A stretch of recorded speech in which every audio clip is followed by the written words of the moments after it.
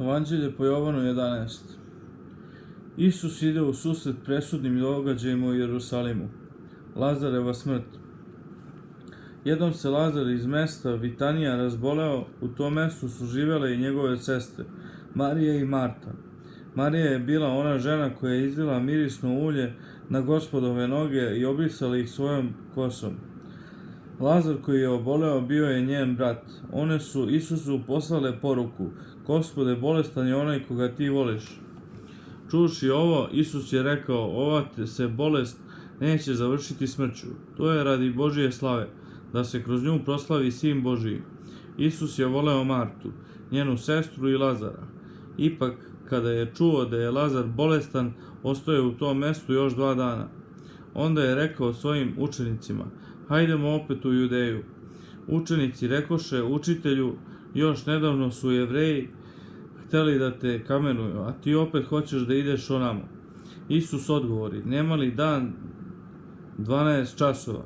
Ko hoda danju, taj se ne spotiče, jer vidi svetlost koja obasjava svet.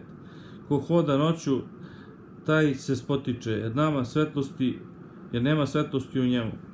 Rekavši ovo, Isus je dodao: naš prijatelj Lazar je zaspao, ali ja ću otići da ga probudim. Učenici rekoše na to: Gospode, ako je zaspao, oporavit će se. U stvari, Isus je govorio o njegovoj smrti, oni su mislili da on govori o običnom snu. Onda im je Isus otvoreno rekao: Lazar je umro i zbog vas se radujem što nisam bio tamo, da biste vi mogli da verujete. Ali hajdemo k njemu. Toma, zvani Blizanac, reče ostalim učenicima: hajdemo i mi da umremo sa njim. Isus, uskrsenje i život. Kad je Isus došao tamo, saznao je da je Lazar već 4 dana u grobu. Pošto je Vitanija bila oko 15 stadija udaljena od Jerusalima, mnogi Jevreji su došli k Marti i Mariji da ih uteše za vratom. Kada je Marta čula da Isus dolazi, pošla mu je u susret, dok je Marija ostala kući. Marta reče Isusu: Gospode, da si ti bio ovde, moj brat ne bi umro. Ipak sada znam da će ti Bog dati što god zatražiš od njega. Isus joj reče: uskrsnuće tvoj brat. Marta mu odgovori: znam da će uskrsnuti u posljednji dan. Isus joj odgovori: ja sam uskrsenje i život. Ko veruje u mene, živeće ako i umre. I kogod živi i veruje u mene, neće doveka umreti. Veruješ li u to? Ona odgovori: da, Gospode, verujem da si ti Hristos, Sin Božiji, koji treba da dođe na svet. Rekavši ovo, otišla je, pozvala u stranu svoju sestru Mariju i rekla joj: učitelj je ovde i zovete. Kada je Marija to čula, brzo je ustala i otišla k njemu. Isus još nije bio ušao u selo, nego je ostao na mestu na kome ga je Marta susrela. A Jevreji koji su bili sa Marijom u kući i tešili je, kada su videli da je u žurbi, ustala je i izašla, pođu za njom, misleći da ide na grob da plače. Marija je onda došla do mesta gdje je bio Isus. Kada ga je videla, pala je ničice pred njega i rekla mu: Gospode, da si ti bio ovde, moj brat ne bi umro. Videvši Mariju i Jevreje koji su došli sa njom kako plaču, Isus se silno potrese i uzbudi. Onda ih je upitao: gde ste ga položili? Oni mu rekoše: Gospode, dođi da vidiš. Isusu navreše suze. Jevreji rekoše: eto koliko ga je voleo. Ali neki od njih rekoše: zar on koji je vratio vid slepome nije mogao da učini da Lazar ne umre? Isus podiže Lazara iz mrtvih. Tada je Isus iznova potresen otišao na grob. To je bila pećina na čijem ulazu je bio navaljen kamen. Isus reče: odgurnite taj kamen.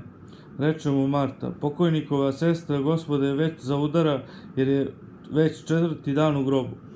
Isus joj na to reče: zar ti nisam rekao da ćeš vidjeti slavu Božiju ako veruješ? Odgurnuli su kamen. Isus je onda podigao pogled gore i rekao: Oče, hvala ti što si me uslišio. Ja znam da me ti uvek uslišavaš, ali to sam rekao zbog ovog naroda ovde, da bi poverovali da si me poslao. Nakon što je ovo rekao, Isus snažno povika: Lazare, izađi napolje. Mrtvac izađe, ruke i noge su mu bile uvijene u pogrebne povoje, a lice je obmotano ubrusom. Isus im reče: razmotajte ga i pustite da ide. Zavera protiv Isusa. Tada su mnogi Jevreji koji su došli kod Marije i videli šta je Isus učinio, poverovali u njega. Međutim, neki od njih su otišli k farisejima i rekli im šta je Isus učinio. Tada su vodeći sveštenici i fariseji saznali veliko veće i rekli: šta da radimo? Ovaj čovjek čini mnoge znake, ako ga pustimo da nastavi ovako, svi će poverovati u njega. Tada će doći Rimljani i uništiti nam hram, a narod pobiti. Jedan od njih, Kajafa, koji je te godine bio prvosveštenik, reče im: ništa vi ne znate. Zar ne shvatate da je za vas bolje da jedan čovjek umre za narod, nego da sav narod izgine? Međutim, on to nije rekao sam od sebe. Pošto je bio prvosveštenik za tu godinu, on je prorekao da Isus mora da umre za judejski narod, i ne samo za taj narod, nego i za druge narode, kako bi svu rasijanu decu Božiju okupio u jedno. Stoga su tog dana odlučili da ga ubiju.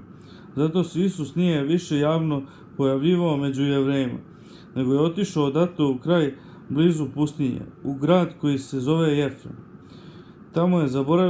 Tamo je boravio sa učenicima. Bližio se judejski praznik Pasha, pa su mnogi ljudi iz svojih krajeva došli u Jerusalim, da bi se podvrgli obredu očišćenja pre Pashe. Tada su tražili Isusa i stojeći u hramu govorili jedni drugima: šta mislite, hoće li doći na praznik?